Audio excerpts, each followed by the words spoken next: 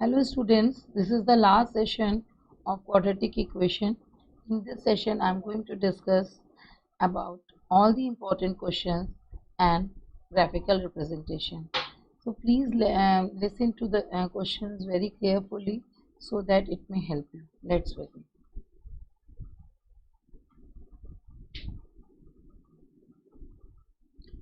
Now, in the last session, we have read about the nature of the roots. Here, the question says, and I am going to discuss the related question to you. Here, the question says that is the following situation possible? If so, determine their present ages. The sum of the ages of two friends is 20 years. 4 years ago, the product of their ages in years was 48. Now, the question is given to you, and you have to say whether this situation can be possible or not. So, in nature of roots, what we have studied that if d is equal to 0, we will have two roots, same roots. The greater, if the situation is possible, then it should not be less than 0. This is all you have to understand. अगर यहाँ पर question ऐसा दिया है कि is the situation possible, then the answer should not be less. D, we have to find out the discriminant, and discriminant should not be less than 0. That is our focus. So because no roots are possible in discriminant less than 0. So let's begin. First of all, let's make the equation. Let the present age of the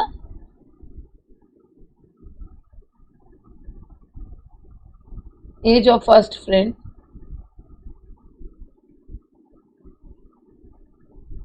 is equal to x years,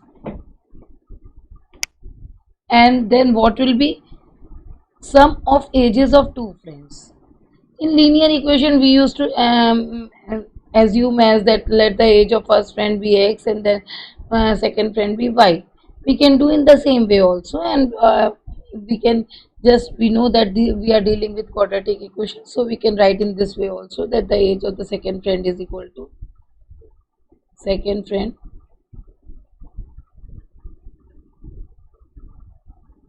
here. If the age of the second friend is y, then and the equation becomes x plus y is equal to 20. Then what does y become? Y becomes 20 minus x. So here we can write directly also that age of second friend is equals to 20 minus x years. Now the question is telling that 4 years ago, I have told you earlier also, when the question ago means back. 4 years ago means we have to subtract 4 on both the sides, from this also and this also, 20 minus x also. So we will subtract 4 on both the sides. Then what it is written, the product of their ages. Product means multiplication. Product of their ages is in years is 48. We will solve it and make a equation. So what does it become? Equation on solving, we'll see that if we'll solve the equation, then it will become x minus 4, 16 minus x is equal to 48. Further we will multiply 16x minus x square minus 64 minus 48 is equal to 0. Further, on solving, what do we get? X square, we'll take this minus to this side, right hand side, and after solving we get x square, 16x is given over here, x square 16 into x, 16 4s are 64, minus here x multiplied with this, and this is minus 4x is also written over here, and 16x plus 4x equal to 0. Then 16 plus 4 is 20. So ये plus 20 will become minus 20. minus 20x plus 64 and 48 sums up to 112, and this minus will go to right hand side, it will become 112. So this is the equation. Now what I said, if you want to see that whether the situation is possible or not, what you have to do is you have to find out the discriminant. So what is discriminant? Discriminant is d is equals to b square minus 4ac. So what is d? Minus b square minus 4ac, minus 20 square minus 4 into 1 into 112. So what do you get? You get over here minus 20 square is 400. And let me tell you one thing, you might have known earlier also, अगर यहाँ पर minus है और power कैसी है, even है, तो आपको बहुत सोचने की ज़रूरत नहीं है, आपके आंसर में पॉजिटिव होगा. और अगर यहाँ माइनस है और पावर ऑड है तो आपका आंसर माइनस में होगा. तो यहाँ पर पावर इवन है तो 400 हो गया and minus 448, and what do you get the answer? minus 48. ये जो d है ये क्या है? minus 48 कैसा है? less than 0. तो d is less than 0. So this situation is not possible. So we will write that equation has no real value. It has no real value of x. So this is not, so the situation is not possible. Is not possible.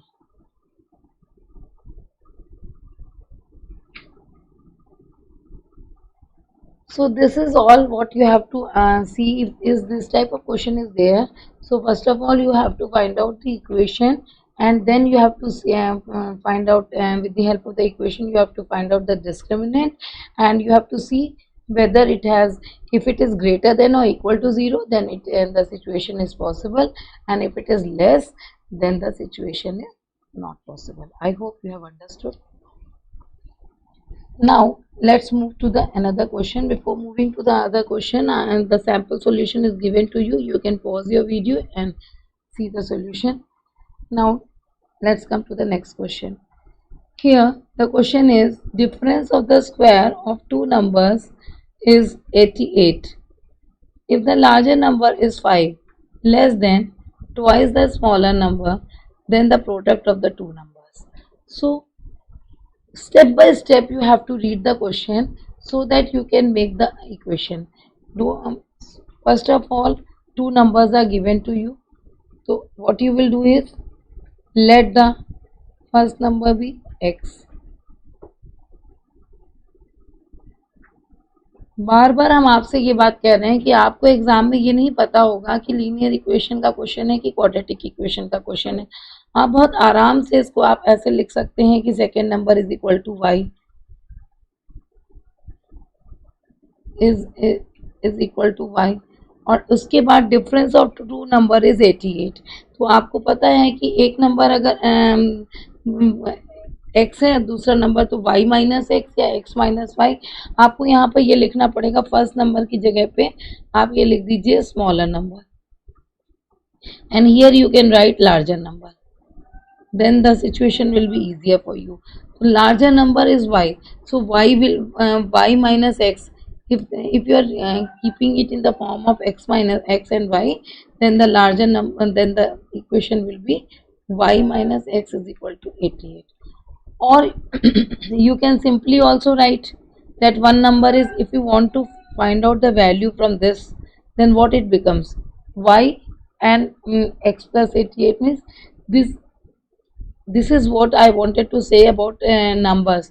You can directly also write, and you can write in this way. So now let's try to make the equation. So what you will write, let the smaller number is x and the larger number.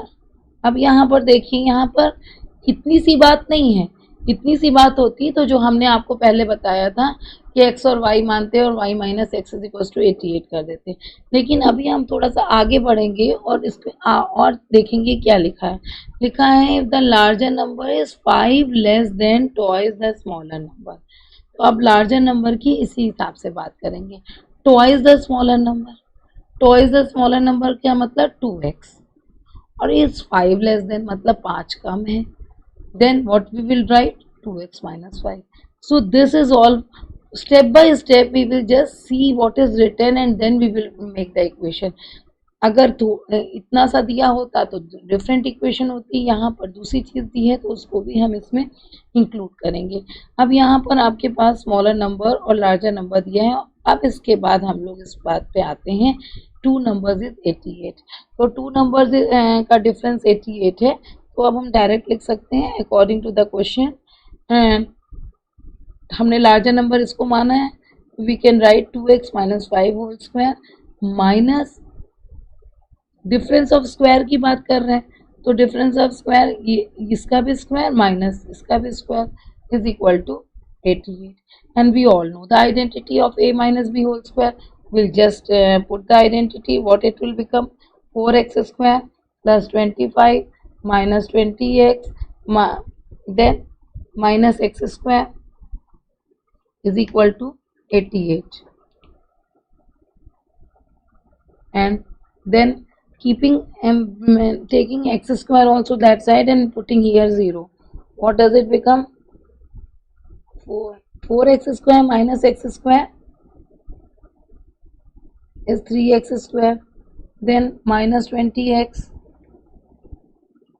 plus 25 minus 88 is equal to 0.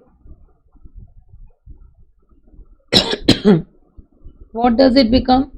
3x square minus 20x and 25 minus 88, 8 minus 5 3, 8 minus 2 6, it becomes minus 63 is equal to 0. Now you have both the options.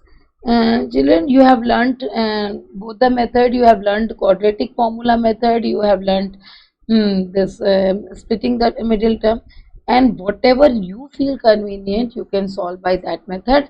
It is not at all compulsory unless and until it is written that solve by factorization, solve by quadratic formula, then you are bound to solve by that method.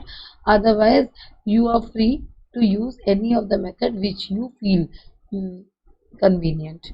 तो अब हम आपको मान लीजिए कि इसको हम splitting the middle term से अगर सॉल्व करते हैं तो ये क्या हो जाएगा 3 into minus 63, then it becomes 3 6 18 minus 189 it becomes. अब minus 189 है तो अब हम इसको देखेंगे कि अगर ये हमारे 189 को हम अगर डिवाइड करते हैं तो 363। एक चीज़ और आपको बताना चाहते हैं कि 3 इंटू 63, ये यहाँ पर 3 भी प्राइम नंबर है और 63 भी प्राइम नंबर है। तो हम को ये 3 को कई बार ऐसा होता है कि ए में भी बड़ा सा नंबर इंक्लूडेड होता है और सी में भी बड़ा सा, तो मल्टीप्लाई करके बनने में दिक्कत होती है। तो अगर वो प्राइम नंबर है no need to multiply, only just take the factorization of ये प्राइम नंबर है और ये नहीं है। तो हम जो प्राइम नंबर है, अगर दोनों प्राइम नंबर है तो हमको कोई ज़रूरत नहीं है, वही दोनों रहेंगे। अगर ये 3 हमारा प्राइम नंबर है और 63 क्या है, 63 इज डिविजिबल, तो 63 के फैक्टर्स हम निकाल लेंगे। हम इस तरीके की चीज़ देख सकते हैं कि अगर एक प्राइम नंबर है तो उस प्राइम नंबर को एक्सक्लूड कर देंगे और दूसरे नंबर का फैक्टर निकाल लेंगे। तो दूसरे नंबर का अगर हम फैक्टर निकालते हैं तो ये क्या बन जाता है 21 3 इस तरीके से हम तोड़ लेते हैं। जैसा कि आप ये देख रहे हैं कि when we are doing factorization also 3 पहली बार में ही हट गया और उसके बाद इस तरीके से आ गया 3 7 21। So it has become in this way. अब हम आराम से देख ले रहे हैं कि 3 9 27 और अगर हमारा 3 9 27 माइनस 7 क्या हो जाता है 20 हो जाता है। और हमारी ये वाली चीज़ जो हमने आपको बताया था कि एक नंबर अगर यहाँ पर माइनस लाना है तो एक नंबर को माइनस होना पड़ेगा। तो आप हम ये वाला भी मेथड यूज़ कर सकते हैं और हमने दूसरे मेथड से भी सॉल्व किया है, उसको भी हम आपको दिखा देते हैं। तो ये क्या हो गया 3x² एंड इट बिकम्स यहाँ पर -27x plus 7x minus 63 is equals to 0. Now this 3x minus 9 plus 7x minus 9 is equal to 0. X minus 9 and 3x plus 7 is equal to 0. So x is equal to 9 and x is equals to minus 7 upon 3. तो ये तो हो नहीं, ये हम अगर ये वाला नंबर, एक नंबर क्या हो गया हमारा 9 हो गया, क्योंकि हम माइनस वाला नेगेटिव नंबर नहीं लेंगे, we'll take the positive number. So if one number is smaller number हमारा 9 हो गया, तो लार्जर नंबर क्या हो जाएगा, लार्जर नंबर हमारा हो जाएगा, हमने 22x माइनस 5 है तो उस हिसाब से हमारा हो जाएगा 2 into 9 minus 5, that will become 13. और प्रोडक्ट पूछा गया है तो 13 इंटू 9 इज इक्वल टू 170. तो ये बात आपको समझ में कि क्या जो जो चीज़ें पूछी गई हैं वो हमने निकाली. और ये भी वाली बात कि अगर हमारे पास एक नंबर प्राइम नंबर है तो उसको छोड़ देते हैं और इसका फैक्टर ले लेते हैं, जैसे तो 63 का अगर हम फैक्टर लेते हैं तो हम इस तरीके से कर सकते हैं. Now children, I am solving the same question with the quadratic formula method. So you have got your equation solution by quadratic formula method.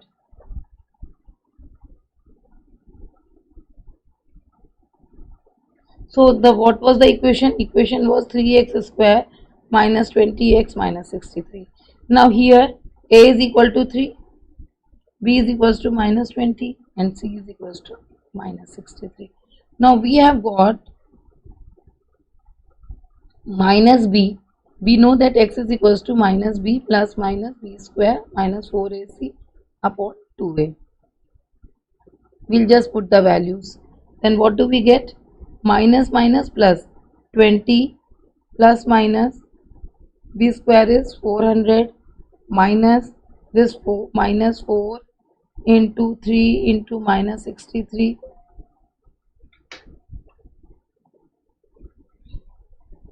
upon 2 3s are 6.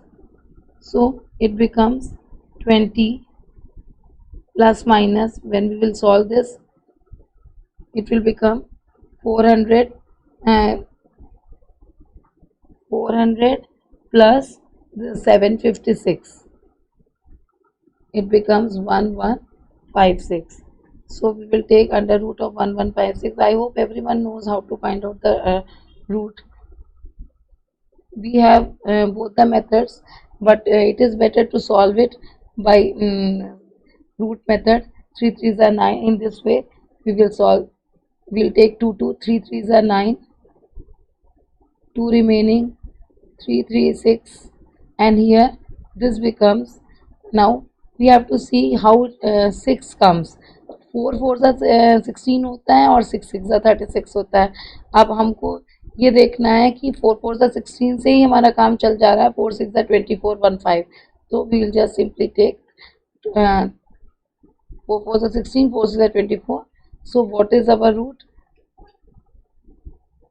20 plus minus 34 upon 6, and then we get two values, x is equals to 20 plus 34 upon 6 and 20 minus 34 upon 6. So our answers are 9 and minus 7 by 3. So smaller number is number is 9, larger number is 13. 2 into 9 minus 5 is equals to 13, and product is equals to 1. 13 into 9 is equals to 117.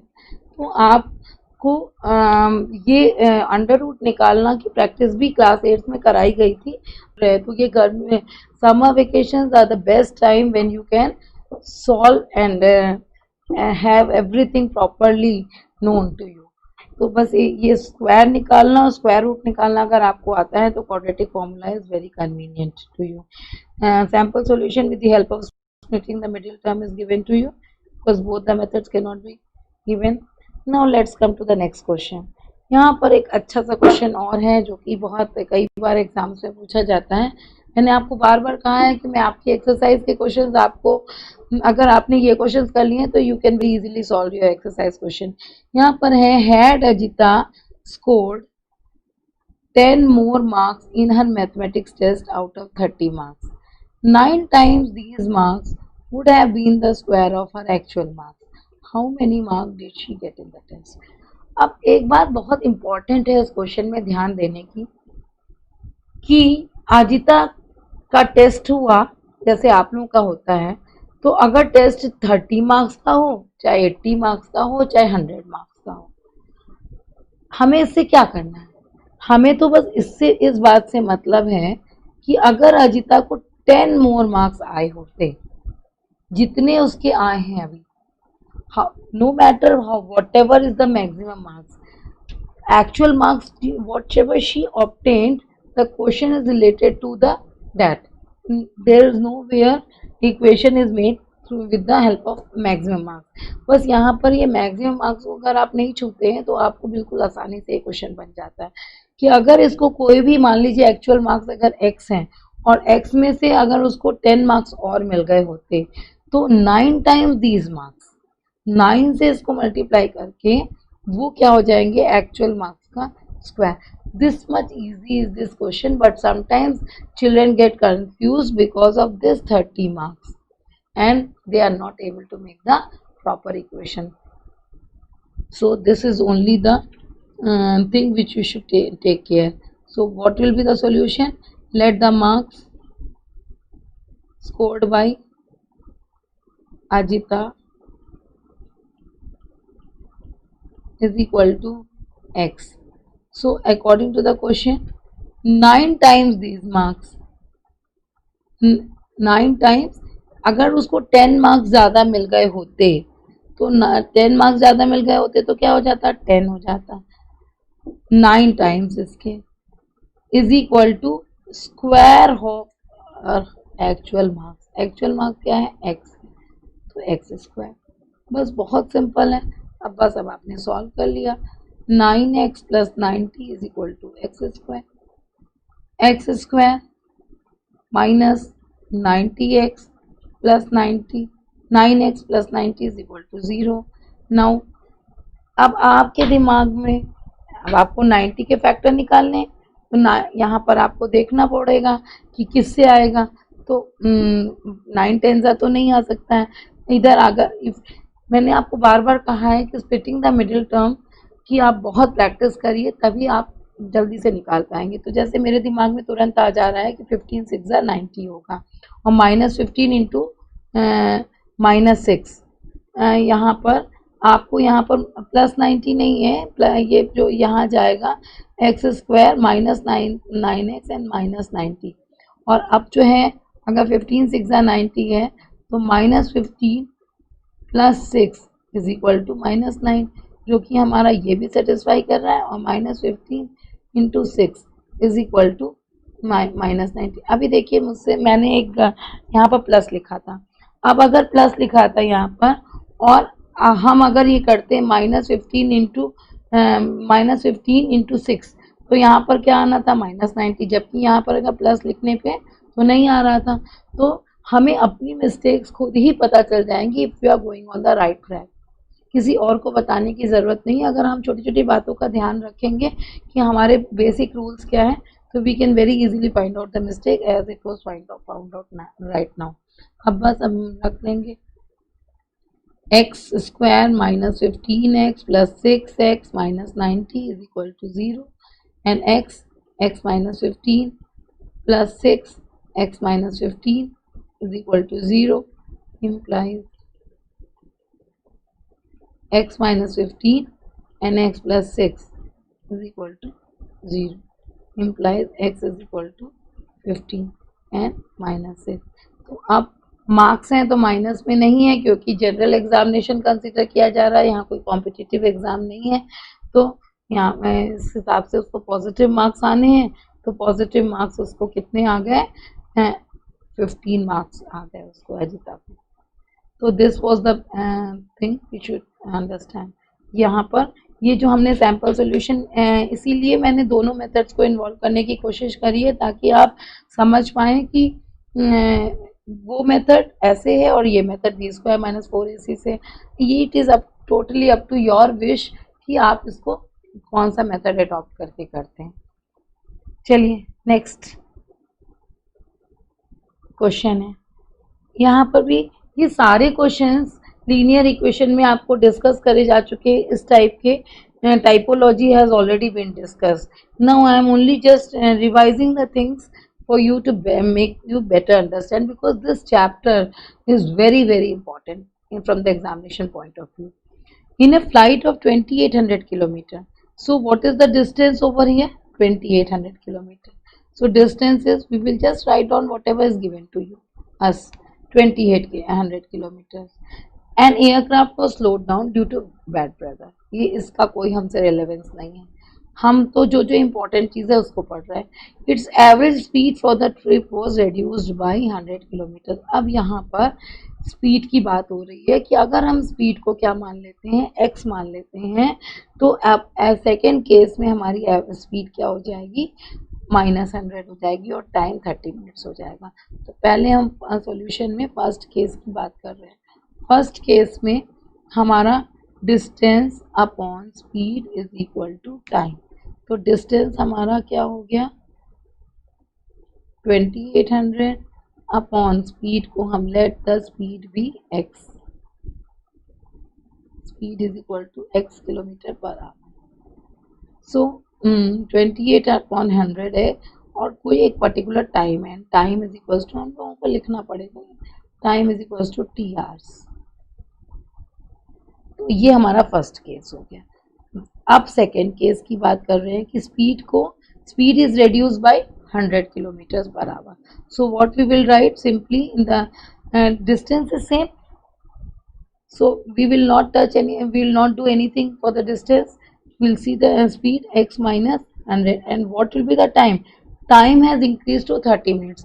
Actually our question is in hours, so what we have to do is we have to make this also in hour. Increase means plus, so what we will do, t plus 30 upon 60. Earlier also I have told you, don't think that we have to minus it and just for the sake of one step you may commit any mistake. So better solve it in a proper way so that no mistake is there. तो हम दोनों को इसी तरीके से लिख कर लेते हैं। ये इक्वेशन 1 हो गई, और ये जो 30 अपॉन 60 है, this we will take to left hand side. So what it will become, 2800 upon x minus 100 minus 30 upon 60, what does it become, minus 1 upon 2. Minus 1 upon 2 is equal to t. Now our first equation and second equation both has t on their right hand side. जब दोनों के right hand side same है तो हम equate कर देंगे, equation 1 is equal to equation 2, so on equating them. What do we get, 2800 upon x is equal to 2800 upon x minus 100 minus 1/2।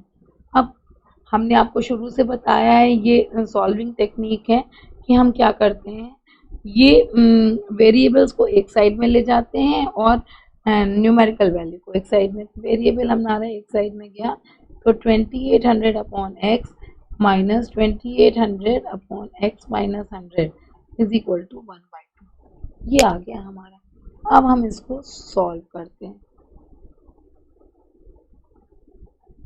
जब हम सॉल्व करेंगे तो हमने आपको बताया है कि ये 2800 is common on both the sides, so what we will do, we will simply keep 2800 over here and just now we will write here 1 upon 2 and 2800 हम क्या ले लेंगे, बाहर ले लेंगे। जब हम 2800, suppose will just right again the equation, 2800 upon x is minus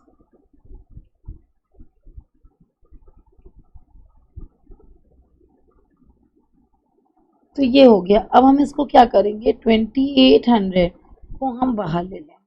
जब हम इसको बाहर लेंगे तो ये हमारा एलसीएम x माइनस 10 है। तो ये क्या हो गया हमारा, x इधर जाएगा, x इधर गया, और ये माइनस x, और ये माइनस, हम ऐसे भी लिख सकते हैं x माइनस 10। तो ये क्या हो गया हमारा, 1/2 is equal to 2800 and x minus x plus 10 upon x square minus 10x। ये थोड़ा बाहर निकालने से हमारा कैलकुलेशन थोड़ा सा इजी हो जाता है, nothing else. We ultimately we will have the same answer, but just to make our solution easier, अगर हमारा कोई दोनों चीज़ें कॉमन है और तो हम इसको बाहर निकाल लेते हैं। हमने इसको and x will cancel. Now what we will do, यहाँ पर कुछ अगर होता न्यूमरेटर में तो हम इसको काट देते, but there is nothing in the numerator, so we have only one option, we'll just take everything to that side. So x square ये हमारा ऐसे हो गया, तो ये it will become x square minus ये हमारा x माइनस 10, सॉरी ये 100.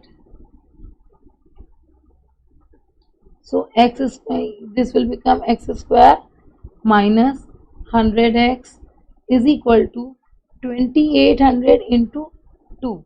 2800 में 10 का मल्टीप्लाई हुआ तो 0 लग गया, इंटू 2, तो ये कितना हो गया 56, और कितने ज़ीरोस हमारे x प्लस 100, तो यहाँ पर हमारे 4 ज़ीरोज़ आ गए, 1 2 3 4। तो ये हमारा ये क्या कितना हो गया 56, ये 1 2 3 4, बिकॉज 100 किलोमीटर्स का रिडक्शन है, तो यहाँ पर 56 के बाद 4 ज़ीरोज़, ये हो गया x square minus 100x is equal to. Now we will bring to this side and solve the equation. x square minus 100x minus 56 1 2 3 4 is equal to 0। So अब आपको ये अगर आप 8 7 सा 56 आपको पता है होता है, और 800 माइनस 700 क्या हो जाएगा 100 हो जाएगा, और हमारा ये वाली चीज़ को भी सेटिस्फाई कर रहा है कि 800 इंटू माइनस 700 ये क्या आ जाएगा माइनस 56, और 800 माइनस 700 यहाँ पर अब आपको जो है यहाँ पर ये देखना है कि 800 माइनस 700 ले कि माइनस 700 माइनस 800। तो अगर हम 800 माइनस 700 लेंगे तो प्लस 100 आएगा, इसलिए हम क्या करेंगे यहाँ पर माइनस लिखेंगे और यहाँ पर प्लस लिखेंगे, तो अब हमारा माइनस प्लस आंसर माइनस आएगा। तो ये सब छोटी छोटी चीज़ें हैं जिनको कि हमें ध्यान देना है, और ये सारी चीज़ें आपने क्लास 8 क्लास 9 में बहुत पक्की करी हैं, और अभी अगर if you have fail to do so, अभी आपके पास टाइम है, अभी भी आप कर सकते हैं, कोई भी कभी भी देर नहीं होती है, जब आप स्टार्ट कर रहे हैं तभी से आपको सक्सेस मिल सकती है। Is equal to 0। Now x minus 800 plus 700 x minus 800 is equal to 0। x minus 800 और x plus 700 is equal to 0। So answer क्या हो गया हमारा, हमको original duration of the flight चाहिए, तो original duration of the flight का मतलब हमारा टाइम, तो टाइम हमारा निकलेगा, और अगर स्पीड भी पूछी जाती तो स्पीड भी हमारी निकल आती, तो स्पीड हमारी क्या हो गई,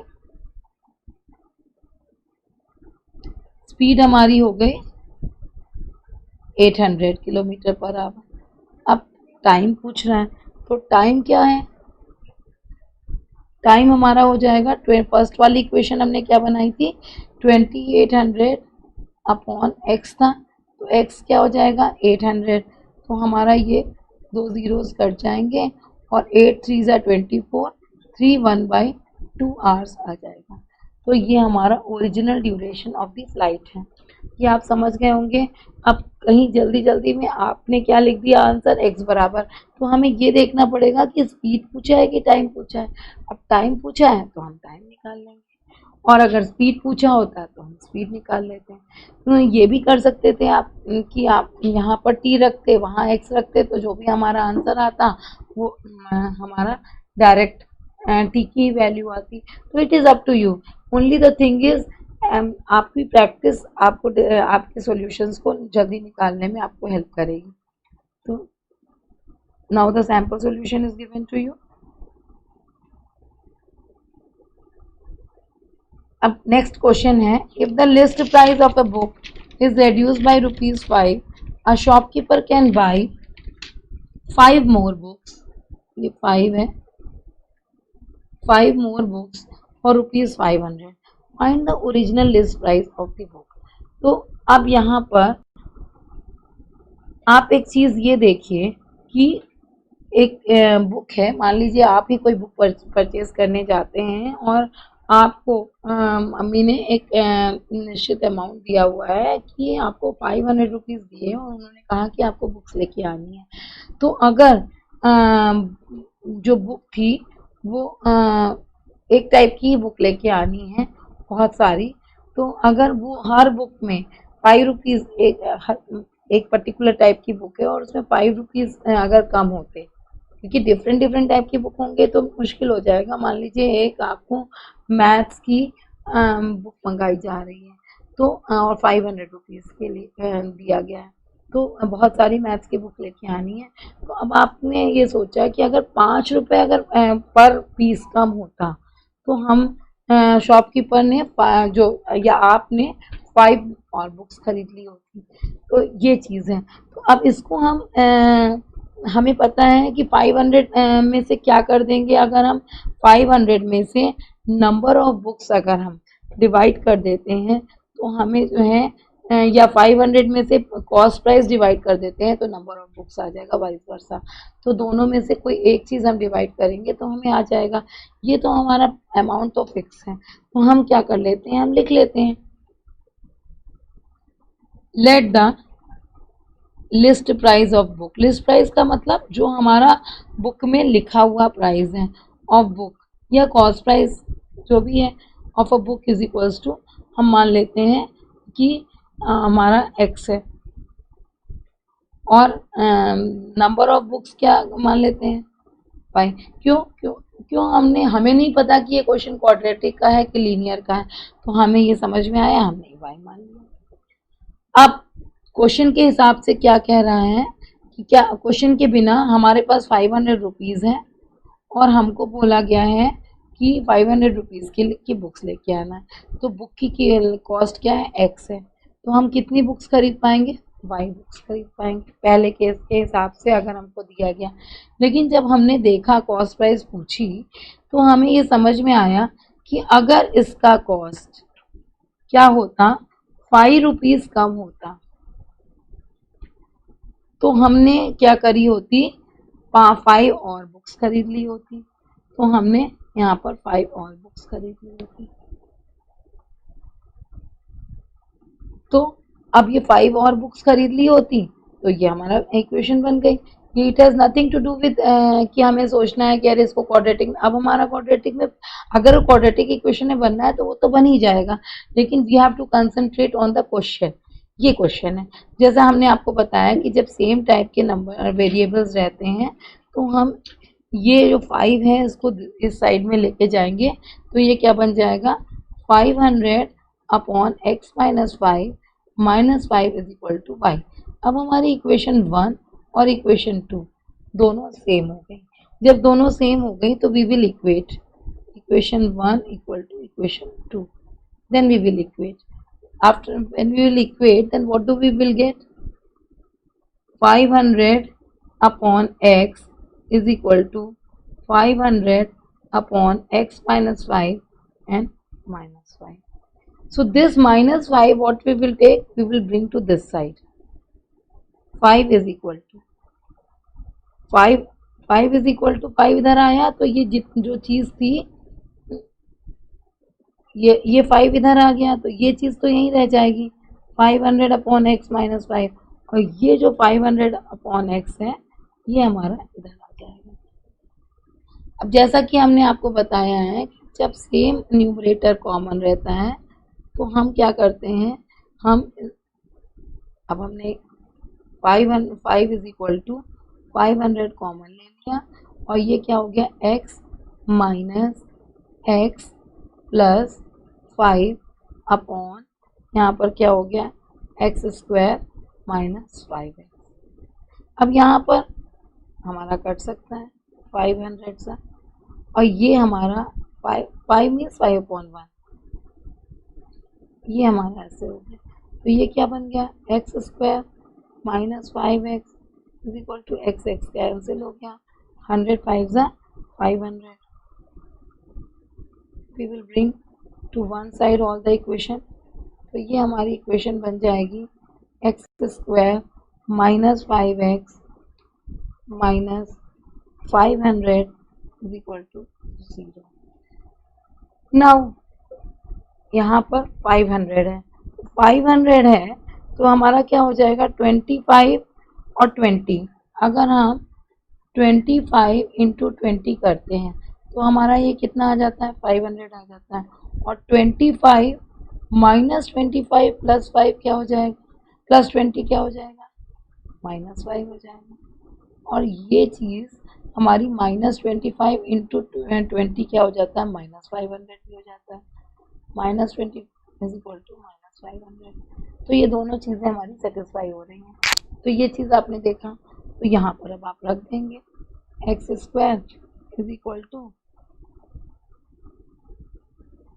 minus 25x plus 20x minus 500, और जब हम सॉल्व करेंगे तो हम क्या देखेंगे कि x माइनस 25 और प्लस 20x माइनस 25, तो वैल्यू क्या आ गई हमारी ऑन सॉल्विंग, हमारी वैल्यू क्या आ गई x इज इक्वल टू 25 और x is equal to minus 20। तो अब हमें क्या चाहिए था, लिस्ट प्राइस चाहिए था, original list price. Original list price हमारा जो है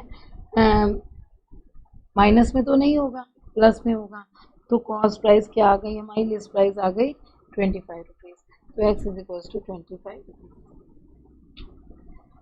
तो आशा है कि आपको समझ में आ गया होगा कि हमारे पास जो पैसा है उसमें से हम ये डिवाइड करेंगे तो हमारे पास नंबर ऑफ बुक्स आ जाएंगे। ये बात एकदम क्वाड्रेटिक इक्वेशन और लीनियर इक्वेशन हमारी जो जनरल रोजमर्रा की ज़िंदगी से रिलेटेड है, इसीलिए ये इतना इम्पोर्टेंट रोल प्ले करती है।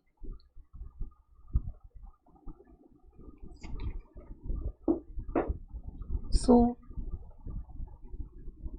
now we'll move to the next question, and before moving to the next question, a sample solution in still water is 18 km per hour takes 1 hour more। पहले तो हम ये देख रहे हैं कि बोट्स वाला क्वेश्चन है, बोट्स एंड स्ट्रीम वाला क्वेश्चन है। तो उस बोट्स एंड स्ट्रीम वाले क्वेश्चन में जो चीज़ें हमें मालूम है वो हम लिख लेते हैं बिना क्वेश्चन को बहुत ज़्यादा ध्यान दिए हुए। हमें पता है कि हमको क्या लिखना होता है, अपस्ट्रीम ये हमारा और डाउन स्ट्रीम ये, तो हम लिख लेते हैं let the speed of the boat is equal to x kilometre per hour और speed of the stream is equal to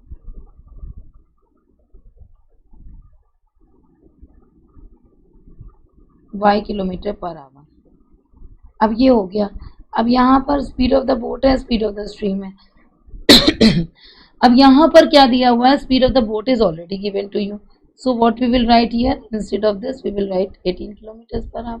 No need to change anything, whatever you know you will write it, and you know this also, speed of the boat upstream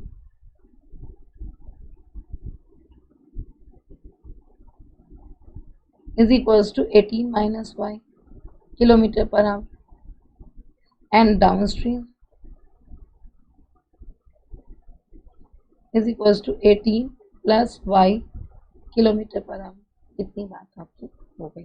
अब आपको question की ओर आइए question कह रहा है कि motor boat को 1 our मोर लगता है अपस्ट्रीम में then to return downstream. So according to the question हमारा क्या हो जाता है कि T U is equals to upstream में डाउनस्ट्रीम की कंपैरिजन में 1 आवर और लगता है। तो distance upon speed is equal to time. Distance हमारा कितना दिया हुआ है, अपस्ट्रीम का डिस्टेंस है हमारा, अलग अलग इसमें डिस्टेंस है। अपस्ट्रीम का डिस्टेंस है 24 अपॉन 18 माइनस वाई, और डाउनस्ट्रीम का डिस्टेंस है, इसको हम ऐसे भी लिख सकते हैं, यहाँ पर ही कर लें, T U minus T D is equal to 1। So यहाँ पर हम डायरेक्ट कर लेंगे। डाउनस्ट्रीम का डिस्टेंस रिटर्न हो रहा है इसलिए सेम डिस्टेंस है।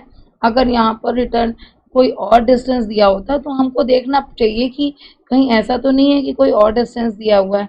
अब यहाँ पर दोनों में वही सेम जा रहा है और वही सेम आ रहा है, तो ये भी 24 ही हो जाएगा। 24 upon 18 plus y is equal to 1। Now what I have told you, just taking 24 as common, 18 plus y minus 18 plus Y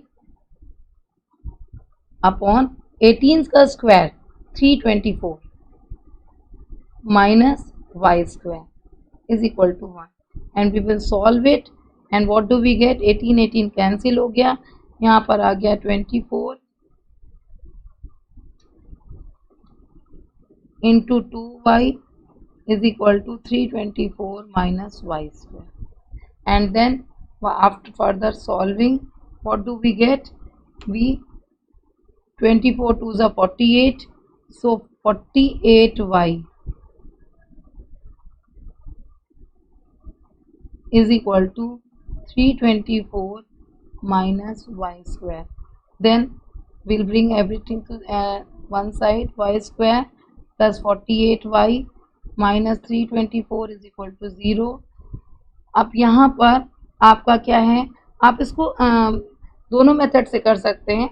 आप चाहें तो इसको फिर से वही सेम चीज़ है, क्वाड्रेटिक फॉर्मूला से कर लीजिए, चाहे इससे कर लीजिए। अभी हम डायरेक्ट इसको स्प्लिटिंग द मिडिल टर्म से कर रहे हैं, तो ये हो जाएगा 54 इंटू 6 इज इक्वल टू क्या हो जाएगा, यहाँ पर 24 ये आ जाएगा आपका माइनस 54 इंटू 6 आपका क्या हो जाएगा 324, और 54 माइनस 6 आपका क्या आ जाएगा 48। तो हमारी दोनों कंडीशन सेटिस्फाई हो रही हैं, यहाँ पर भी सेटिस्फाई हो रहा है, यहाँ पर भी। हम इसको लिख दे रहे हैं, y square plus 54y minus 6y minus 324 is equal to 0, y plus 54 minus 6y plus 54 is equal to 0, y plus 54 and y minus 6 is equal to 0। बच्चों एक छोटी सी चीज़ हम आपको बताना चाहते हैं, ये तो हो गया यहाँ पर स्पीड की वैल्यू, स्पीड कितनी आ गई, y इज इक्वल टू आपकी स्पीड ऑफ द स्ट्रीम कितनी आ गई, y is equal to 6 kilometre per hour. कई बार बच्चों को स्क्वायर निकालने में प्रॉब्लम आ जाती है, तो स्क्वायर बहुत इजीली आप निकाल सकते हैं। जैसे अभी हमने बोला आपको 18 का स्क्वायर 324 है, तो 18 का स्क्वायर निकालने के लिए आपको ये वाला जो यूनिट नंबर है उसको आपको स्क्वायर निकालना है। 8 8 सा 64 एंड 1 1 सा 01। यहाँ पर अगर 2 नंबर आ रहे हैं तो आप पूरा नंबर लिख लेते हैं, अगर एक नंबर है तो आप यहाँ पर 0 लिख देंगे। फिर आप क्या करेंगे 1 इंटू 8, इन दोनों नंबर को मल्टीप्लाई करेंगे, तो 18 1 इंटू 8 हो गया, 8 इंटू 2 क्या हो गया 16 हो गया। तो यहाँ पर आप बीच में इस नंबर को छोड़ के यहाँ पर लिख देंगे 4 6 6 12 एंड 1 1 2 एंड 3 324। ये बहुत इजी मेथड है, वैदिक मेथड है ऑफ सॉल्विंग द स्क्वायर्स, और अगर आपको कभी नहीं आता है तो आप इस मेथड से सॉल्व कर सकते हैं। This will take less time. आप इसकी बार बार प्रैक्टिस करेंगे तो आपको आ जाएगा। चलिए हम लोग नेक्स्ट क्वेश्चन की ओर चलते हैं। यहाँ पर आपका सैम्पल सॉल्यूशन दिया हुआ है, आप पॉज करके देख सकते हैं। Now the next question is very important question. Again ये आपने क्लास 7th में पढ़ा है, इस तरीके के क्वेश्चंस कि जहाँ पर आपको फील्ड दिया होता है और विथ ऑफ द पाथ निकालना होता है। तो विथ ये आपका फील्ड है 20 और 12 का। अब आपसे क्या कहा गया है, there is a path of equal width. तो क्लास 7th में आपसे बोला जाता था कि यहाँ पर आप x मान लेते हैं विथ, तो ये जो आपका x है ये भी आपका x है और ये भी आपका x है। तो ये कितना हो गया आपका 20 में आपने क्या जोड़ दिया, ये अगर आपका 12 है तो 12 में एक x इधर जुड़ा एक x इधर जुड़ गया, तो ये क्या हो गया 12 plus x is equal to 12 plus 2x। और इसी तरीके से ये वाला इक्वल विथ है तो ये भी x है और ये भी x है, ये भी हिस्सा x है। तो ये क्या हो गया आपका, ये 20 मीटर है, तो आपका ये क्या आ गया 20 प्लस x, ये क्या हो गया 20 प्लस 2x। अब हम इसको मान लेते हैं ए बी सी डी और के एम, ये मान लेते हैं हमारा मेजरमेंट हो गया ए बी सी डी, और ये हमने मान लिया के एल एम एन। तो ये दो फील्ड्स हैं हमारे, एक तो जो है रेक्टेंगुलर फील्ड है और इसमें ये पाथ हो गया हमारा। तो अब हमें क्या निकालना है, width of the path. Width of the path क्या होगा, ये वाला हिस्सा।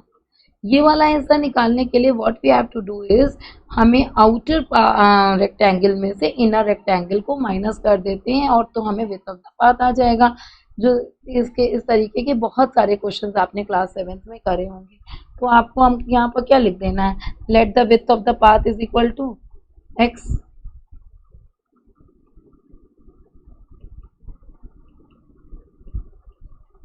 मीटर।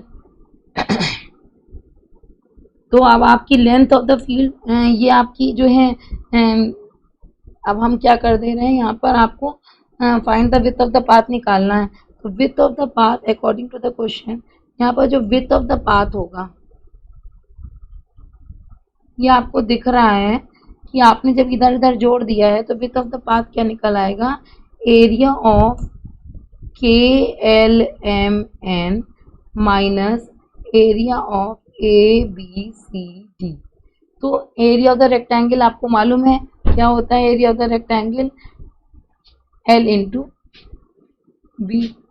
तो के एल एम एन का एरिया क्या हो गया आपको, विड्थ ऑफ द पाथ आपको यहाँ पर दिया है, there is a path of equal with all around it having an area. अब ये जो है विड्थ ऑफ द पाथ नहीं, area of the path.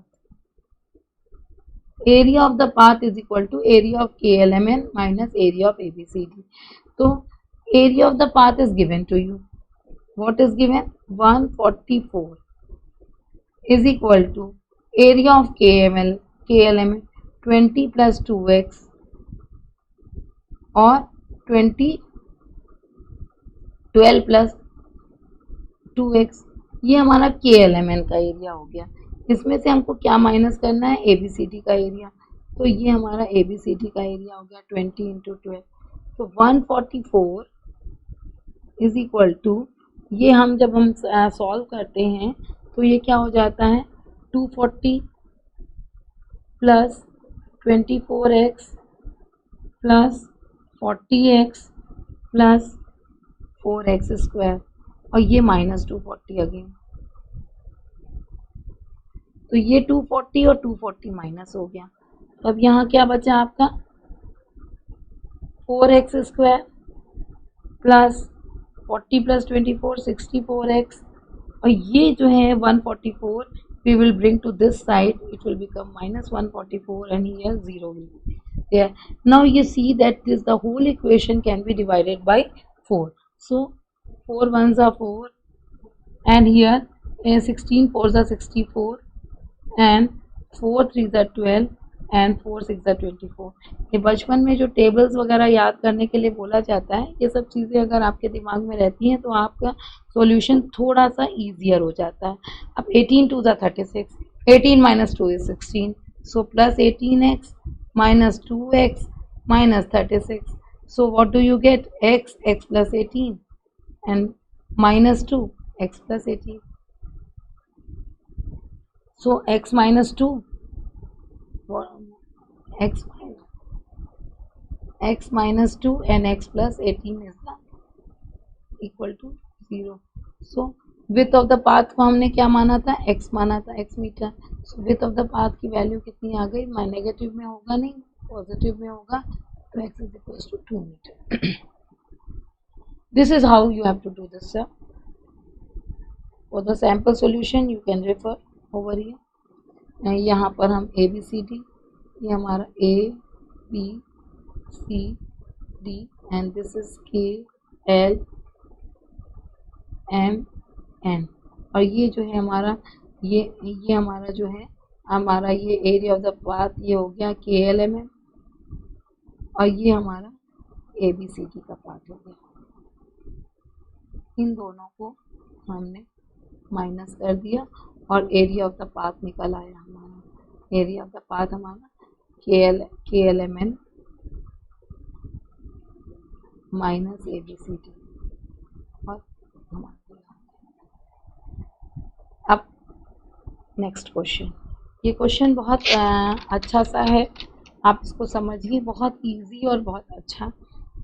If Zeba were younger by 5 years then what she really is, मतलब जितनी उसकी उम्र है अगर उससे वो 5 years छोटी होती, then the square of her age, तो उसकी एज अगर हम x मान लेते हैं तो 5 years छोटी होती तो कितना हो जाता, x माइनस 5 हो जाता। Then the square of her age, तो उसमें स्क्वायर लगा देंगे। Would have been 11 more than 5 times her actual age. 11 more का मतलब क्या होता है, 11 प्लस 5 टाइम्स का मतलब 5 इंटू एक्चुअल एज क्या हो जाएगा, x है। यही इतनी सी बात कही गई है, और इसको हम इक्वेशन के फॉर्म में लिख देते हैं कि let the Zeba's age is equal to, let Zeba's age is equal to x years।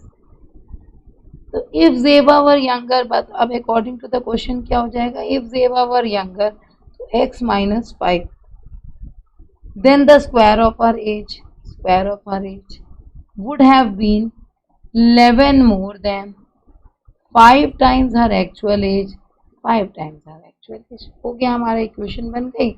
अब बस हमको सिर्फ सॉल्व करना है। इक्वेशन फॉर्मेशन का बहुत इम्पॉर्टेंट होती है, क्योंकि अगर इक्वेशन गलत फॉर्म हुई तो कितना भी हमें सॉल्यूशन हम सही करेंगे but answer would not be correct. ये एक्स स्क्वायर प्लस 5x, यहाँ पर plus 25 minus 2 5 10, x is equal to 11 plus 5x. What do we get? We get x square 25 minus 11, ये हमारा यहाँ पर x स्क्वायर, और ये minus 10x minus 5x plus 25 minus 11 is equal to 0. So what do we get? Minus minus plus minus 15x plus 25, and here you get plus 14। अब यहाँ पर 14 one 14 साफ साफ दिख रहा है यहाँ पर, तो अब हम क्या लिख देंगे, x square minus 14x minus x plus 14 is equal to 0, x minus 14 और minus x minus 14 is equal to 0, x minus 14 and x minus 1 equal to 0, x is equal to 14 and x is equal to 1।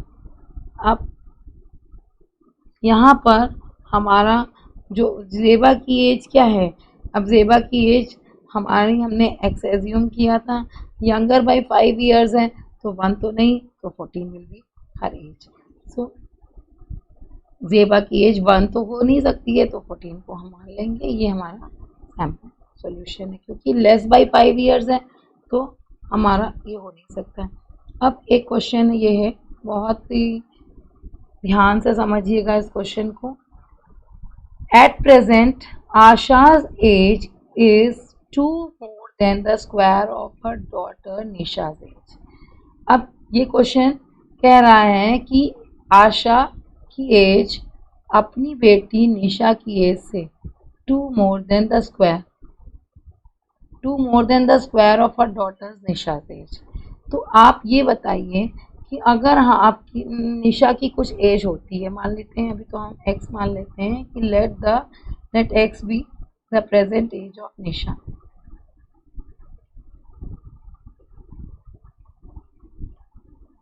अब अगर x present, तो यहाँ पर क्या कह रहा है कि 2 मोर देन द स्क्वायर है, तो निशा की एज क्या, आशा की एज क्या हो जाएगी। तो पहली बात तो हमें समझ में आ गई, लिख लिया। अब क्या कह रहा है, ध्यान से देखिए।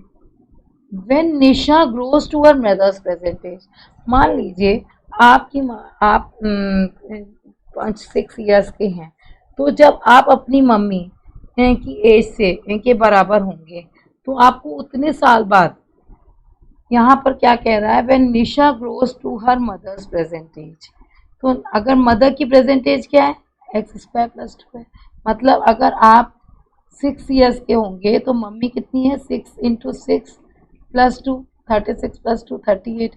तो अब आप अगर 38 इयर्स के होंगे तो इतने ये वाला साल तो आप माइनस करेंगे ना। 38 6 इयर्स, जो अभी आपके 6 इयर्स हैं वो 38 इयर्स में से माइनस होंगे, तो उतने साल बाद आप 32 इयर्स के बाद आप 38 इयर्स के होंगे। ये बात आपको समझ में आ रही होगी कि आप अभी आप 6 इयर्स के मान लीजिए हैं, और आप 38 इयर्स कितने साल बाद होंगे, 32 इयर्स बाद होंगे। तो आपको क्या करना होगा, सिंपली 38 - 6 = अब, तो ये आप 30, आपसे कोई कहता है कि आप मम्मी के एज के कितने साल बाद होंगे, तो मम्मी की एज मान लीजिए 38 इयर्स है, तो आप 6 इयर्स बाद होंगे, तो 32 इयर्स बाद होंगे। तो यही चीज़ बहुत इंपॉर्टेंट है जो इस क्वेश्चन में समझने वाली है। तो अब यहाँ पर क्या हो जाएगा, तो जो यहाँ पर when Nisha grows to her mother's present age, तो Nisha grows to her mother's present age is equal to क्या हो जाएगा, यहाँ मम्मी की 38 इयर्स की जगह पे हमने क्या लिखी हुई है, x² + 2 है। तो कितने साल बाद होगी, x, आपने यहाँ 6 माइनस किया, यहाँ पर हम x माइनस करे दे रहे हैं। तो निशा इतने साल बाद अपनी मम्मी की एज के बराबर होगी। एक बात हो गई। जब ये इतनी होगी तब आशा की एज क्या हो जाएगी, 1 year less than 10 times the present age of Nisha. जब ये when Nisha grows to her mother's present age, तो मदर की एज कितनी हो जाएगी, मदर की एज में हम क्या कर देंगे, ये x² + 2 साल बाद ही तो होगी ये बात। तो आशा की जो नई एज है, आशा न्यू एज क्या हो जाएगी, आशा की जो नई एज है वो क्या हो जाएगी आपकी, वो ये जो आशा की जो हमने 38 इयर्स बोली हुई है, जो 38 इयर्स में हम ये वाला जो 32 इयर्स जोड़ेंगे कि नहीं जोड़ेंगे। Asha's new age would be 1 year less than 10 times the present age of Nisha. तो present Nisha grows to mother's present age ये हुई। तो अब हमें क्या कह रहा है, फिर से सुनिए ध्यान से, when Nisha grows to her mother's present age, Nisha अपनी मम्मी की प्रेजेंट एज के बराबर हो गई। जिस समय पे ये हुई उस समय पे आशा की एज कितनी हुई, तो आशा की एज जो भी थी, आशा की एज ये थी 38 इयर्स। तो 38 इयर्स में हम निशा की एज को प्लस करेंगे ना, तो 38 प्लस ये करेंगे प्लस, अगर हम ये लेते तो 38 + 32 करते, तो उसी की जगह पे हम यहाँ पर क्या लिख दे रहे हैं, x² + 2, और ये वाली निशा की एज को जोड़े दे रहे हैं, +2 - x। ये है आशा की नई एज। ये कितनी बार है, 10 times the present age of the Nisha. तो present age of the Nisha हमने क्या मानी है, x, तो 10x - 1। यही बात आपको इस क्वेश्चन में अच्छे से समझनी है। बाकी इक्वेशन सॉल्व करना तो आप सीख ही चुके हैं, एक बार हम आपको और समझा दे रहे हैं। कह रहे हैं कि at present Asha's age is 2 more than the square of our daughter Nisha's age. तो निशा की एज हम मान लेते हैं x है, तो आशा की एज x² + 2 है। यहाँ पर हमने निशा की एज को x मान लिया एग्जाम्पल के तौर पे। तो आशा की एज कितनी हो गई, 32। ये निशा की एज हो गई और ये आशा की एज हो गई। अब कह रहे हैं when Nisha grows to her mother's age, तो निशा अपनी मम्मी की एज के बराबर आने के लिए उसको कितने साल लगेंगे, 32 इयर्स लग गए। तो 30, अब कह रहे हैं उसके बाद Asha's age would be 1 year less than 10। तो निशा को मम्मी की एज के बराबर आने के लिए 32 ईयर्स लग गए, लेकिन मम्मी की एज कितनी हुई, मम्मी की एज जो निशा की जो एक्चुअल मम्मी की एज है और प्लस निशा की एज 38 प्लस 32, यही करेंगे ना, तो ये कर दिया हमने। अब बस हम इसको सॉल्व कर लेते हैं। तो इसको सॉल्व करके हमारा ये क्या बन जा रहा है, 2x² minus x plus 4 equal to 10x minus 1। और अब आपको सॉल्विंग तो इतने अच्छे से आती है तो अब कोई प्रॉब्लम नहीं है। -11x plus 5 is equal to 0, 5 2 ज़ा 10, 2x² minus 10x minus x plus 5 is equal to 0, and then you will get x minus 5 and 2x minus 1। तो एज ऑफ निशा क्या हो जाएगी, 5 ईयर्स हो जाएगी, और मम्मी की एज कितनी हो जाएगी, 5 into 5 plus 2 is equal to 27। ये आशा की एज हो जाएगी, और निशा की एज कितनी हो जाएगी, 5 ईयर्स। ये तो था क्वेश्चन। अब हम थोड़ा सा ग्राफिकल रिप्रेजेंटेशन को समझते हैं बिल्कुल शॉर्ट में, क्योंकि इसका प्रॉपर आपको क्लास 11th में मिलेगा, लेकिन क्योंकि हमारे यहाँ इंट्रोड्यूस हो चुका है पैराबोला, इसलिए हम आपको थोड़ा सा समझाना चाहेंगे कि ग्राफिकल रिप्रेजेंटेशन हमने जैसा कि आपको बताया था कि ये पैराबोला क्वाड्रेटिक इक्वेशन जो लीनियर इक्वेशन होती है वो स्ट्रेट लाइन होती है, और quadratic equation is represented by ये पैराबोला। अब हमारा जो है y is equal to x square है। अगर हम x को 0 मानते हैं तो हमारे ये क्या हो जाता है, ये हमारा ओरिजिन से जा रहा है, तो x इज इक्वल टू 0 हो गया यहाँ पर, तो ये हमारा ग्राफ बन गया। अब इसी तरीके से ये हमारा ग्राफ यहाँ ओरिजिन से होता हुआ चला गया। अब इसी जगह पे हम क्या कर लेते हैं, एक इक्वेशन ले लेते हैं जो कि x² प्लस 1। अब यहाँ पर हमने x को क्या माना है, ओरिजिन से जा रहा है तो 0 मान लिया, तो 0 प्लस 1 हो गया। तो 0 प्लस 1 जब हो गया तो इसकी वैल्यू क्या आ गई, हमारी 0 और 1 आ गई। तो जो हमारा पैराबोला बनेगा वो हमारा 1 डिस्टेंस ऊपर से बनेगा। तो आप ये देख रहे होंगे। इसी तरीके से जब हम लेते हैं -1, तो हमने x की वैल्यू 0 मानी है, तो यहाँ पर क्या आ गया, हमारा -1 आ गया।